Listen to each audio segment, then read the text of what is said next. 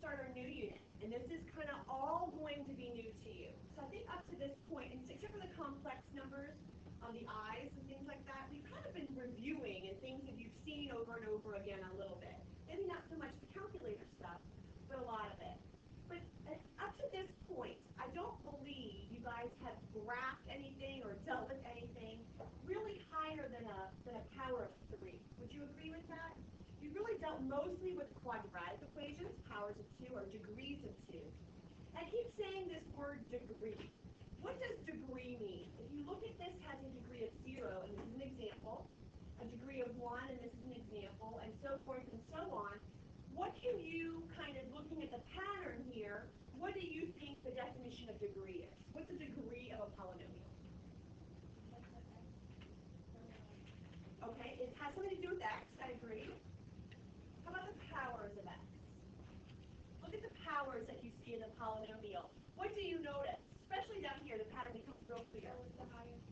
The highest power, exactly. So the highest power of x is called the degree, okay? And that's going to be real important. You need to know what the degree is, because the degree has a lot to do with a lot of things we're going to talk about today. So we can quickly decide what the degree is. Now, the degree, if you know what the degree is, it has a name. Notice that this is kind of like, I could put x to the 0 here if I wanted. Would you? I don't know what x, but look at this. So x to the 0. Isn't x to the 0 just 1? Anything to the 0 power is 1. So that's just like 5 times 1. So that's just, the degree is 0. This is a degree. If there's not a number there, don't we assume it to be a 1? Okay? So that's a linear. We have these names, and these are the names of the different pieces of the function. We can have quadratic terms, we can have linear terms. I think that's probably what you copied down last time. We had a cubic term, we have a quadratic term, linear term, and constant term. These are just all the different pieces. The entire thing here, in this particular example though, is called a cubic polynomial because the degree is 3. Okay?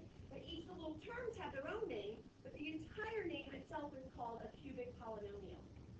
So we can name, one of the names of it is going to be coming from the degree. The second name comes from the number of terms you have.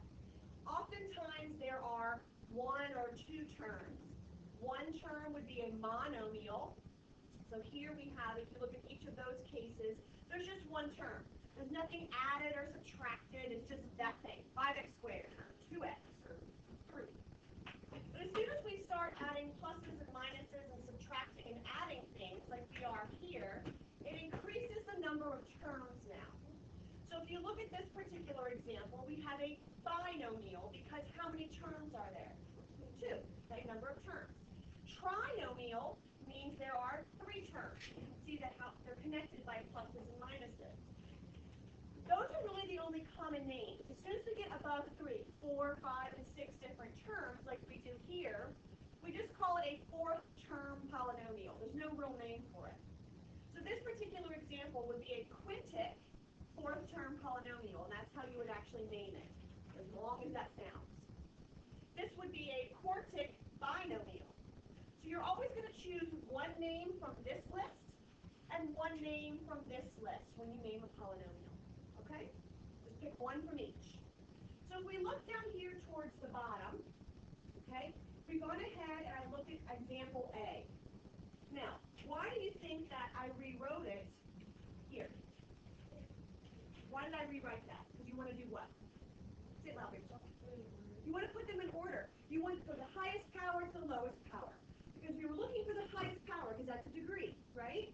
So what's the degree of this particular polynomial? 2. The highest power is 2. Okay? You don't add them. It's just the highest one.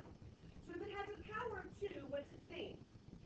Quadratic. So we know this is a quadratic something. So now we're going to pick something from the other list. Over here, how many terms does this particular polynomial have? 3. So it's going to be a quadratic trinomial. It's that easy. Spell it right. Excellent. All right. And then over here, I've gone ahead and again rearranged things so that they're in the correct order from highest power to lowest power. And what is this one going to be called? quartic, because degree is 4, I agree. Quartic what? We call it a quartic fourth term polynomial. So, on the next quiz or a test, I am going to ask you to classify polynomials. You'll need to pick one from each list. These are just names you have to memorize. Okay? I think quartic and quintic are probably the newest ones that you don't know or haven't heard before. Is that right? Have you heard those before? Yes, no? No? Okay. So we're just new words for myself. Okay, quartic. So, you guys copy this down. This just means in standard form. Standard form simply means you're going from highest power to lowest power. That's all that means. Okay? No big deal. So, what I want you to do is I've gone ahead and given you a packet. I want you to look at it. Go ahead and write your name on it. This is yours. We're going to be doing some investigations today with the calculator and some graphs. And that first page is really kind of talking about standard form. Okay? It's talking about the degree and that kind of thing. So it's kind of a summary of what we just did. But if you turn it over to the back of the first page, you should see something you should see this exact thing actually. So let's see if you can find that for me. Okay? And we need to talk about some vocabulary. So if you want to get a highlighter out, you can borrow a highlighter of mine if you want. But I want you to kind of mark this picture up a little bit. I'll put the highlighter here. If you'd like to borrow one, feel free.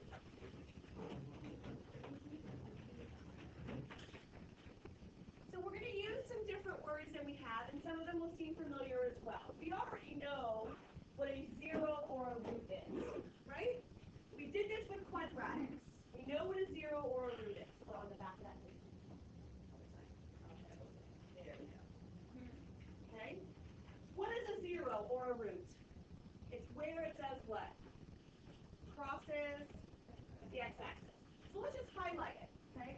These are all the zeros and the roots of this particular function, right? Let's highlight them. Now we have multiple colors, so if you want to pick a different color to mean something else, share with your table. We've got yellow and orange and blue, so share with your table mates, and we'll pick different colors to mean different things. Okay? But those are the zeros. This is actually called a cubic polynomial. This is a traditional shape, this cubic shape here. We're going to look at what a traditional shape is for all of these, what a quintic shape is, what a quartic shape is, and all those kinds of things. Now, a little bit different word than what we are used to seeing is called local maximums. When we did maximums with parabolas or quadratic functions, there was only one. It was just upside down, right? We had one highest point. Well, if you look at this particular function, we have a maximum, and look what happens down here, the minimum. So that point right there is called the local maximum. It's local because it's just the highest point locally right around here. Okay, it's the local maximum. We also have something called a local minimum. Okay? And the local minimum is that point down there. So if you have 3 different colors to share amongst tables, that's ideal. Okay? We have lots of yellow, I know, but we need some other to share amongst your tables if you would kindly do that. Or you can use pens or what have you. Okay? We need to make sure we're clear about the difference between a local minimum and a maximum and a zero. Once we can identify those things, everything else will be a lot easier. Okay? Do you remember on the calculator how we find local maximums and minimums? Where do we go? Second calc, not table, second calc. Look at your calculator, go to second calc. What is it? It's max or minimum, right? To find your local max and min, you're going to go to second, then calc, and then you're going to choose either max or min. And that will help us find the coordinates of those points. And we're going to need to know how to find the coordinates of those points. It's going to be very important for us to be able to do that. My calculator situated here. All right. So you're going to go on a little investigative journey here. okay, with the people at your table, and you're going to look at some graphs and some observations. If you notice, over the next few charts, you will see you have lots of, listen carefully, you have lots of functions to graph. So you're going to just type this into your calculator. Remember what f of x equals? What's the same thing? Y. Okay? If on your calculator you have greater than or less than right now, because you left over from the test, please make sure you change that. See on my calculator how it's set that way? You want to get out of that app. We're done with those right now. So you want to go to your apps and turn it off. You want to turn off the inequalities app. So if it's on, turn it off. I'm going to turn mine off real quick. I'm going to quit it. And then we'll go back. And you want to go ahead and clear out anything that's in there. We don't want our stat plots on or anything because we're not graphing any kind of tables or any points. We're just going to be graphing these functions. So this first table is just 3 real quick sketches.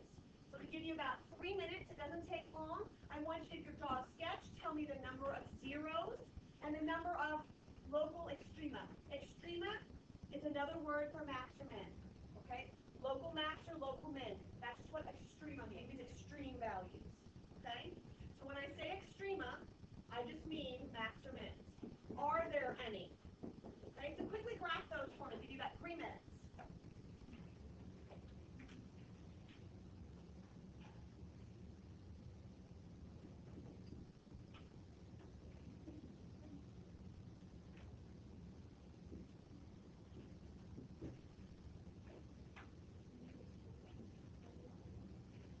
Hopefully you got something along these lines. They're just a bunch of horizontal lines. Did you get that? When you have a series of constant terms, 0-degree polynomials, they are just horizontal lines. Y equals 2, y equals -4, y equals 0. They're just horizontal lines.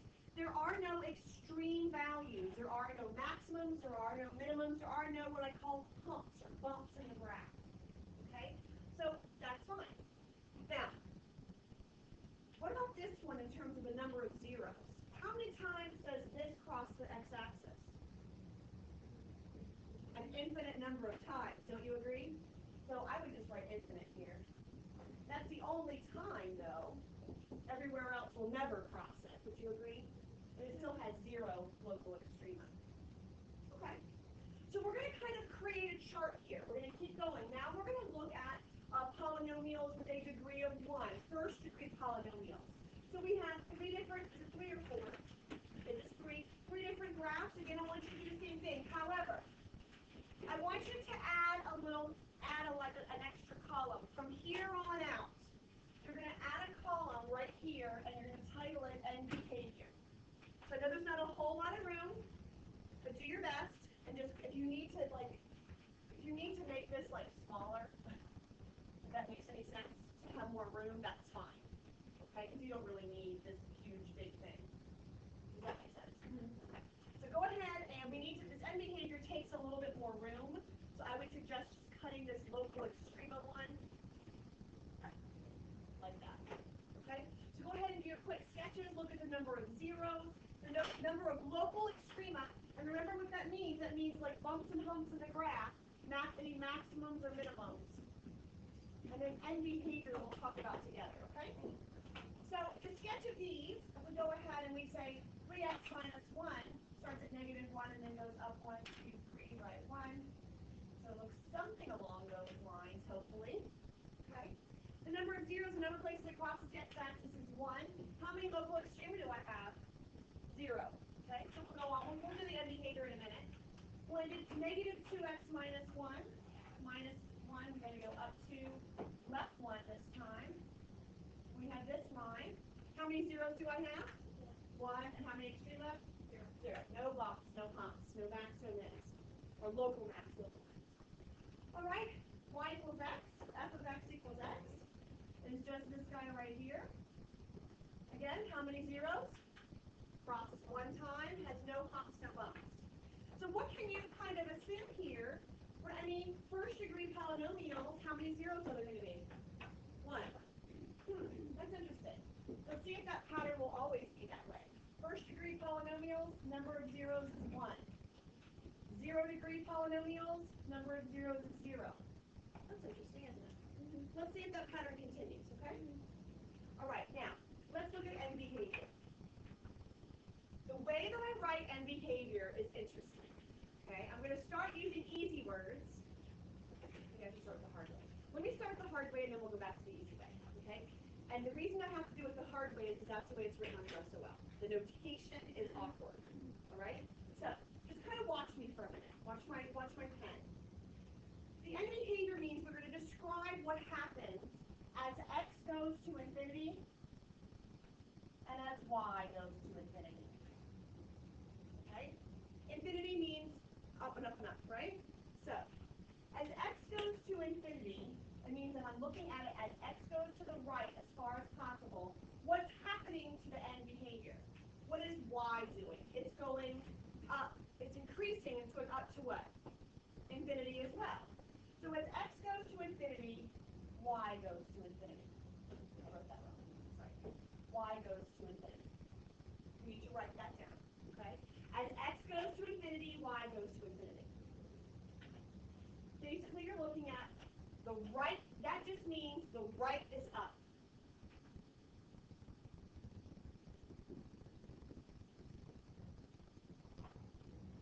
Kind of makes sense, doesn't it? The right-hand side is up. Right means x, up means y. Okay? So right is up. As x goes to infinity, y goes to infinity. Now what happens if we go the other direction? What happens if we look at the graph as x goes to negative infinity? So that means I'm looking at the left now. What's happening with the left? Y is doing what? It's going to negative infinity. So as x goes to negative infinity, y goes to negative infinity. And that just means the left is down. Okay? So right's up, left is down.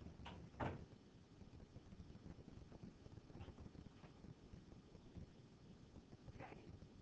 Is that happen in every case? Let's see. Let's look at the second one. You're always going to look as x goes to infinity, what does y do? As x goes to negative infinity, what does y do? You're going to do that in every case. So you go ahead and fill that in, that part of it in, each time. Okay? So you're going to look at the right and you're going to look at the left.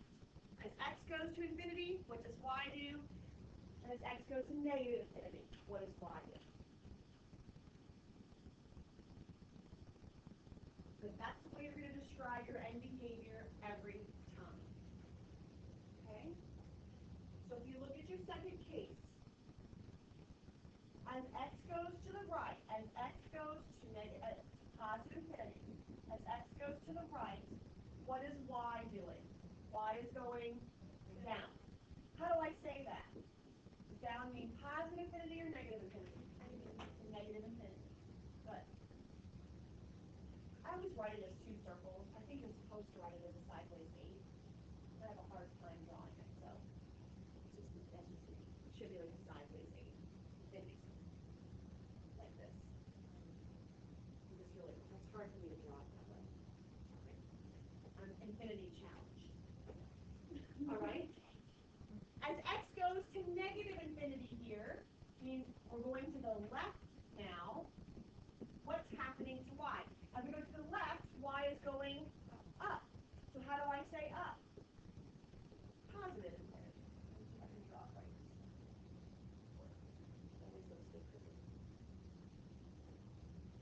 You okay? Let's try the last one.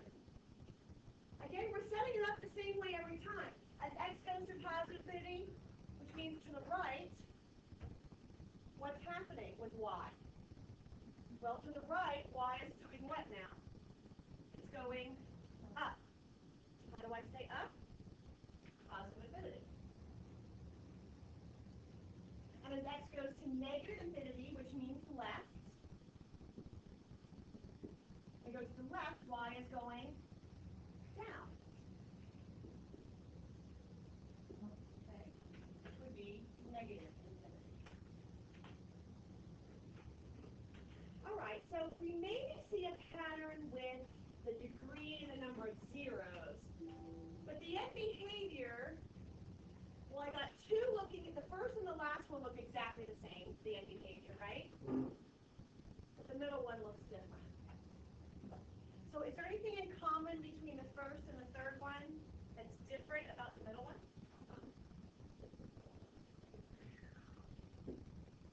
So maybe that negative has something to do with it.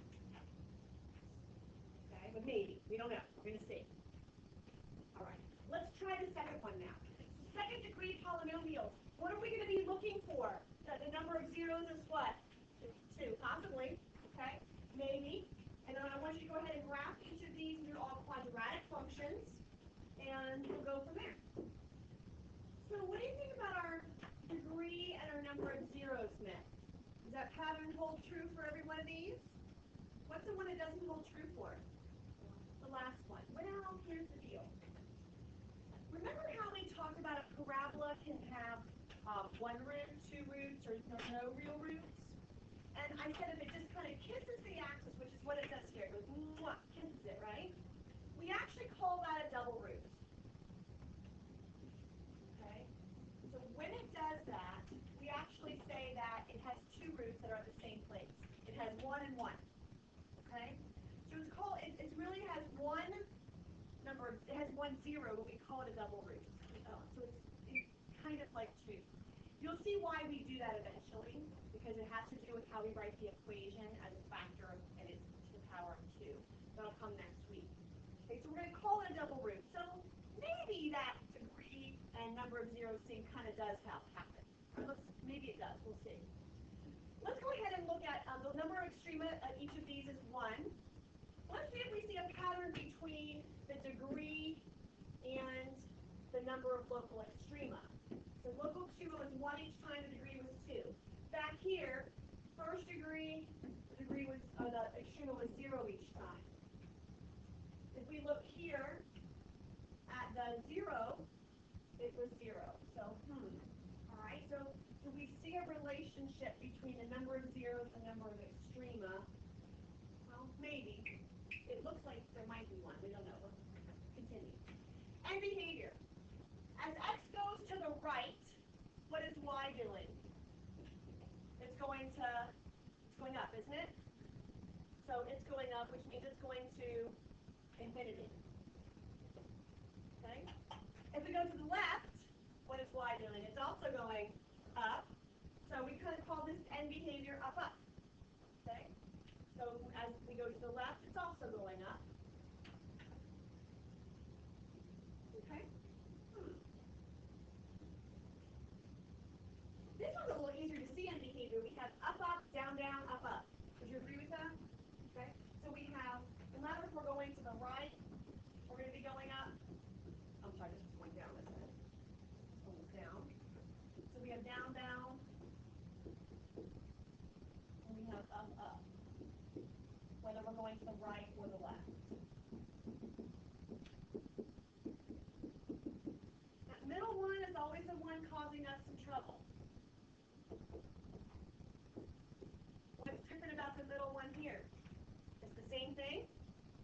Does that have a negative in the front again? All right, so I'm beginning to think that negative in the front there means something within behavior. It makes it different than the others, at least that much. Would you agree? All right. So again, that negative is different than the others. This one was this one looked like the end behavior was left, down, up. This one was up, down. This one was down, up. Okay. And then we had up. Down, up. All right. So good so far. Let's try cubics now. Okay. So these are a little hard to see on the board, but I think you have it printed off. Go ahead and look at the next chart. Let's do a quick sketch of all 3 of these.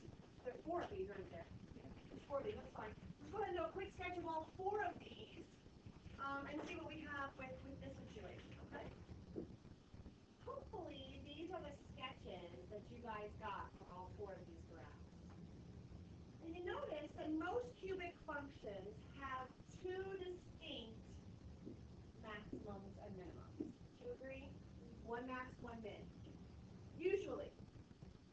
This one here, the second one, is the one that's odd. Would you agree? It actually has 0 maximums or minimums. It has, excuse me, something called a point of inflection. I'm not sure you need to know that term until you get to calculus. Okay? But it has to do with calculus. It has to do with the concavity changing. Don't worry too much about that. I like to call it a flattening out point. Okay? It's the point that kind of flattens out and then moves on. Okay? We call it a point of inflection. And that flattening out point happens right about here. Do you see that? Kind of flattens out there a little bit. But it doesn't make an actual hump, an actual maximum, or an actual minimum. It just kind of flattens out there. Okay?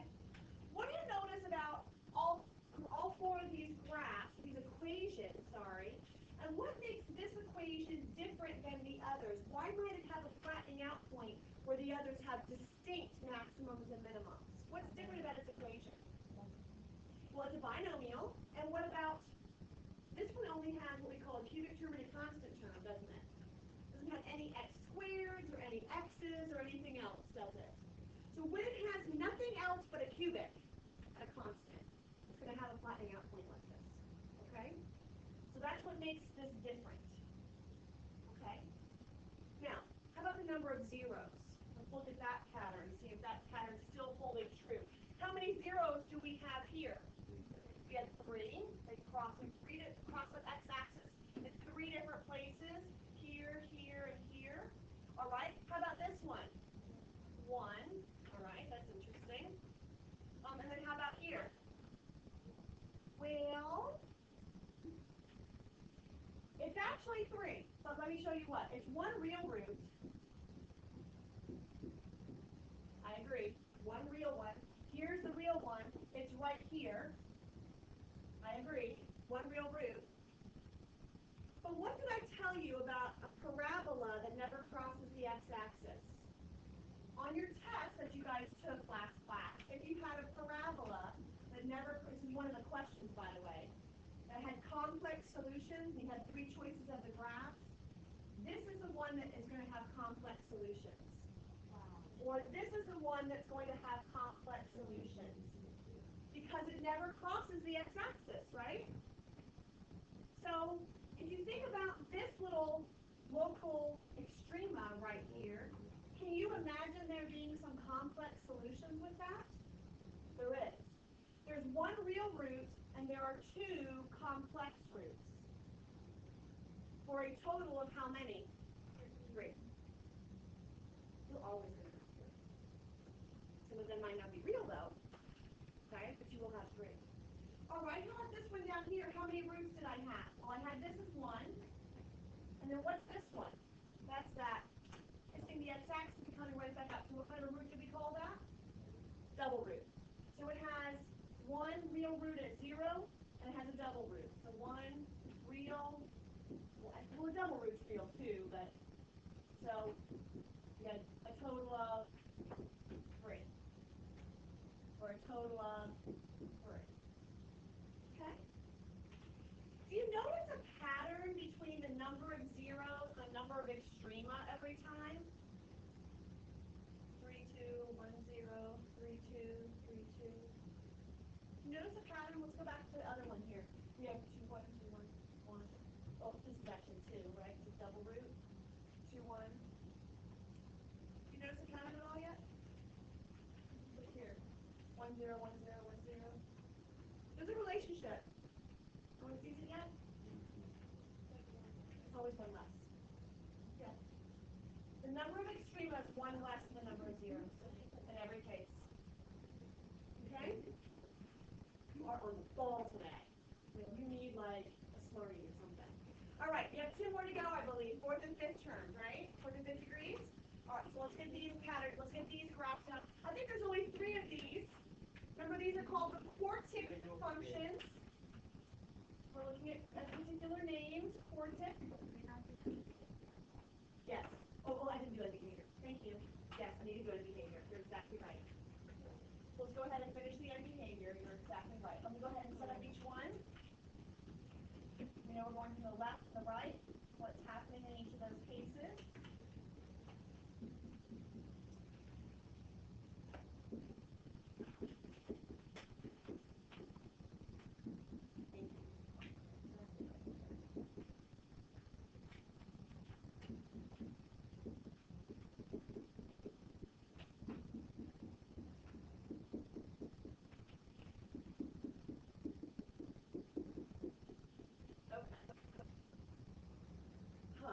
All right. So, can I look at the graph? The left is down and the right is up. The left is down, right is up. So how do I write that over here? The right is up. As x goes to infinity, that means the right. Up would be infinity here. The left, as x goes to negative infinity, is down, which means y goes to negative infinity. Left down, right up. But this one. The left is up, and the right is down. Right. So the left is up, the right is down. So the left is up, and the right is down.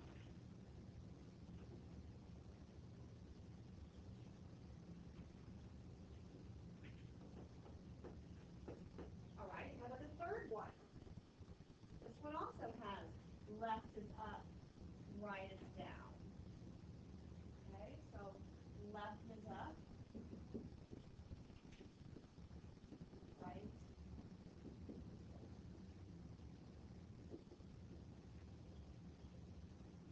And then the very last one, what do you notice? The right is up, and the left is down.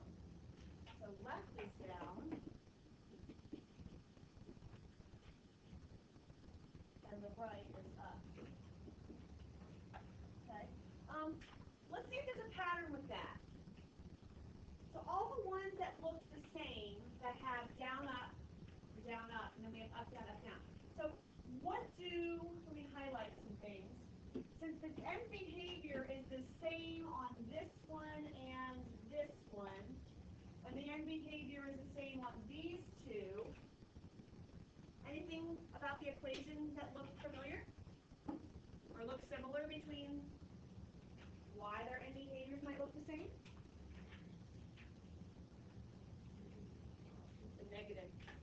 The negative, Lorenzo Pichetto. The negative in the front, this negative in the front of each of these makes the end behavior different than the others. Okay? Notice something else. Degree of 3. We have the end behaviors are different. Right? So like this. One's up, one's down. When the degree is 2, they're either both up or both down. When the degree is 1, they're different. Okay. There's a pattern there. We're going to figure out what it is in a minute. Let's go ahead and try the quartic functions now. Okay? Let's see if we can't figure out some more patterns. We're going to kind of put it all together here in a few minutes. All right. I will say that traditionally a quartic function does look like the first one. It's going to have traditionally 1, 2, 3, 4 zeros, and it will have 1, 2, 3 local extrema. Let me highlight those local extrema so you can see it'll have some minimums and it'll have a maximum. So it will have 3. This is a very, very traditional thing. Notice the end behavior. The end behavior in this one happens to be up, up. Would you agree? Up, up. Kind of like the quadratics. They were up, up, weren't they? Or down, down. What do you think second degree and fourth degree has in common? They're both what kind of numbers? 2 and 4. They're even numbers. Even number polynomials, even degree polynomials will have end behavior up, the power is odd, the degree is odd, they will be different. They will be up, down, up, down. Okay? So as in this case, as x goes to infinity, what does y do?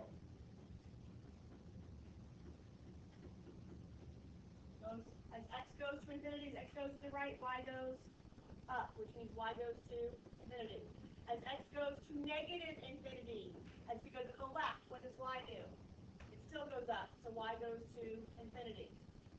The next two are a little bit different. They're like the special cases of quartic functions because they kind of have this flattening out. They look like a flat parabola, don't they? They don't have what's called a vertex, but it's more like a flattening out point. There are only two zeros here. The number of local extrema is, in fact, only one in both cases. Okay? They are going to have some complex solutions as well, because we will have a total of four. Okay, so two real, two complex. Two real, two complex. All right, let's talk about end behavior. As x goes to infinity, what does y do in this case? It goes down, which means y goes to negative infinity. As x goes to negative infinity, what does y do? Negative infinity as well. Then the last one, it goes to positive infinity, whether you're looking at it from the left or from the right. All right, last one is our quintic functions, and then we're going to put it all together and summarize it and figure out what exactly is this all telling us to do about graphs, okay? So 50-degree polynomials, you got four of those to graph, and then we'll go from there. So when you're graphing the third one, you don't see the top extrema and you don't see what's happening at the bottom. So we're just going to elongate both of the top and the bottom of our window. If I go to window and I just make my minimum like negative 20 and my maximum positive 20, let's just see if elongating that window would help us see the top and the bottom a little bit better. Well, I see the top, I still don't see the bottom though. So I need to make my window again more deep in the bottom. So maybe negative 30. I'm just kind of playing around with my window here at some point just so I can see the bottom. Still no. Okay. Let's keep going. What do you think we should jump to? Like negative 60? Let's just see what happens. I just want to see the darn bottom. That's all I want to do. See the calculator. Negative 100, you think? Hey, I mean, I don't know, right? Let's just see what's happening. Let's try negative 100. I agree with it. So what else?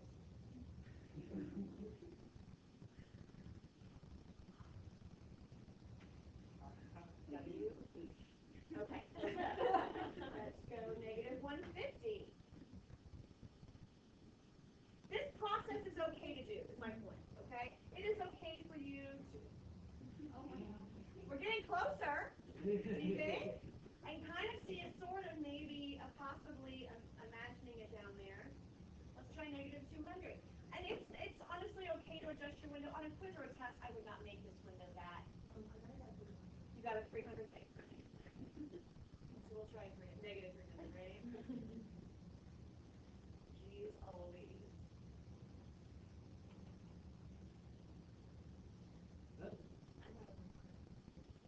Did I take one in wrong, maybe? Negative 2x to the fifth minus 2x to the fourth plus 3x to the third. Oh, I put squared. 2x to the third, right? All right. Plus 2x squared. There we go. All right. Now let's see. I had it typed in wrong. 350. Negative 350. Double check yours that you say to the right too. All right. Anyway, the point is it's not going to be drawn to scale, okay? But it's going to like be, I don't even know. It actually does kind of flatten out at some point, like here. Kind of like does this thing. I don't know. Whatever. Okay. It looks funky.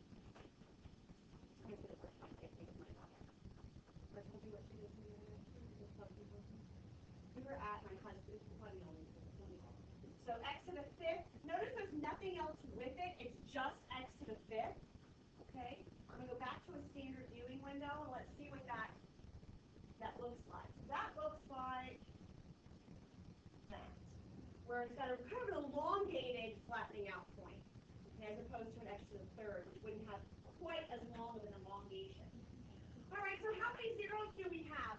Gosh, the first and second one are traditional quintic functions.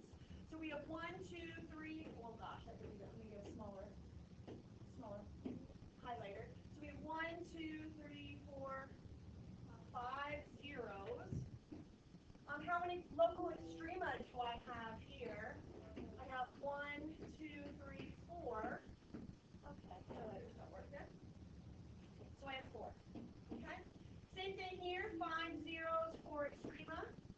This one's a little bit different because I have some of these flattening out places.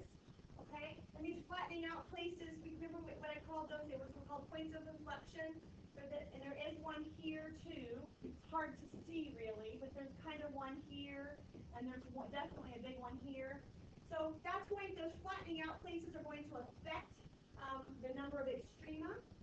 So let's count. How many extrema do I have here? I really have 3 zeros and 2 extrema.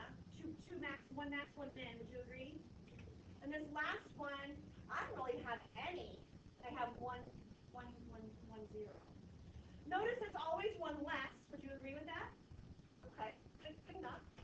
And those flattening out places do account for something, and we'll look at what that means eventually. Odd degree. Did I expect the end behavior to be different? One's up, one's down. What do I notice about the leading coefficients? If they're positive, which they are in all 3 of those cases, what's true about the end behavior? The left is down, the right is up. Right? The left is down, the right is up. The left is down, the right is up. In each of those cases, when your leading coefficient is positive, that happens. Leading coefficient is positive. That's your end behavior. So, as x goes to infinity, the email can stop anytime it wants. Okay, so as x goes to infinity, y goes to infinity. As x goes to negative infinity, y goes to negative infinity. Right up, left down. You know what helps you remember that? Slope of a line. If you have a positive slope, the leading coefficient is positive, isn't that going to be left down, right up? Left down, right up, left down, right up, positive. As soon as you have a negative involved, the slope changes. Or you have the left is up and the right is down. Okay? So let's go ahead and fill all of these in and see what's going to happen here.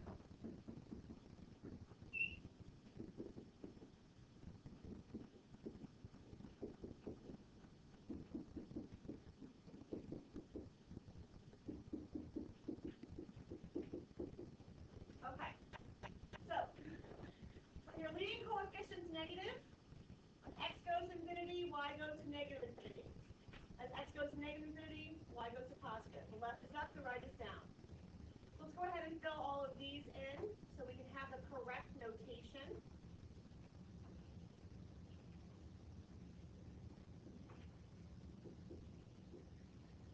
We have our end behavior for all of them. Okay? Now we only have about 10 minutes left.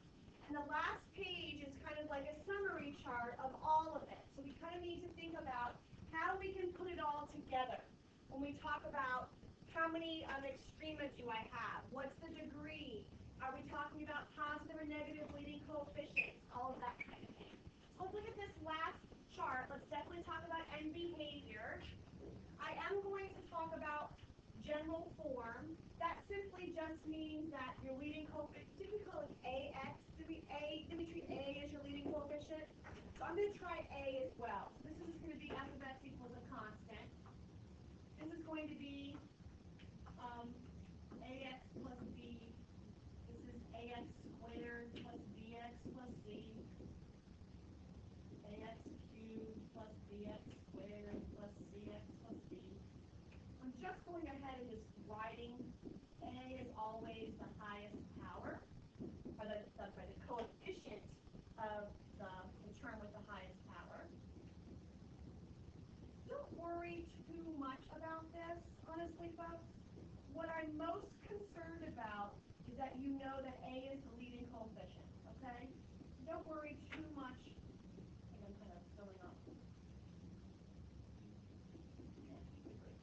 So really the only thing I'm most concerned about here is that you know that your leading coefficient is A, okay? And I want to pay attention to whether that A is positive or whether that A is negative, okay? Because that's going to make a difference, especially with your end behavior. Possible number of zeros. Well, isn't the possible number of zeros always going to be the same as the degree? Isn't that what we discovered? So the degree is 0, the possible number of zeros, well, we could have said it. There was one case where it was an infinite number, wasn't it? So possible, we have possible infinite solutions. Possible. Well, I'm going to write mostly 0. Mostly none. 1 degree, how many zeros do I have? Possible. 1. The degree is the same as the number of possible zeros. It could be less than that, but it's the maximum number, the possible number of zeros. What did we say about the pattern between the zeros and the local extrema? It's always 1 less. So 1 less than 1 is 0. 1, 2, 3, 4. The number of maximums and minimums, the most you can have, is going to be 1 less than the possible number of zeros. I'm not worried about absolute extrema. I'd rather just talk about end behavior. Okay? The end behavior matter is different if your leading coefficient is positive. We're not going to worry about it with the first one. Constants are just horizontal lines, right? So as soon as you have a degree of 1, I want you to pay attention because these are odd degrees. And odd degrees have the same end behavior. 1, 3, 5. The end behavior is the same. If A is greater than 0, what does that mean? It means positive. Something happens.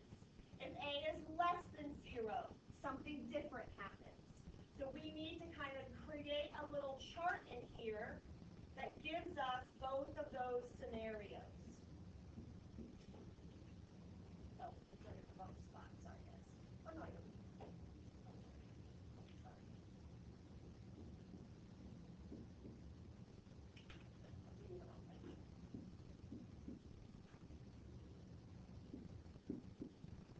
So what is actually happening? If you have a positive leading coefficient, positive, it means the ends look like this. Draw it at the ends. We'll talk about as x goes to infinity and y goes to infinity, we'll add that later. If A is positive, your ends look like this. Left down, right up. What's happening in the middle can be a series of bumps, humps, and flattening out places. But when your leading coefficient is positive and your degree is odd, the ends look like that. Okay? When the degree is odd and your leading coefficient is negative, it just goes in the other direction. It flips. The left is up and the right is down.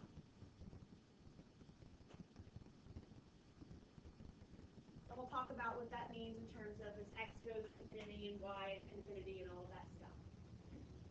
The same thing is going to be held true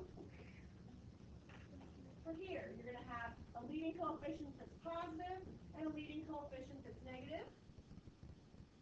In each of these cases as well. So again, if you want to write positive, negative, just to kind of help us with the notation, so you know that positive leading coefficient, negative leading coefficient, whatever. When you have an even degree, the end behavior is both up, both down. They have the same. Their end behaviors are either both directions. In this case, when your leading coefficient is positive, they're both up. When the leading coefficient is negative, they're both down.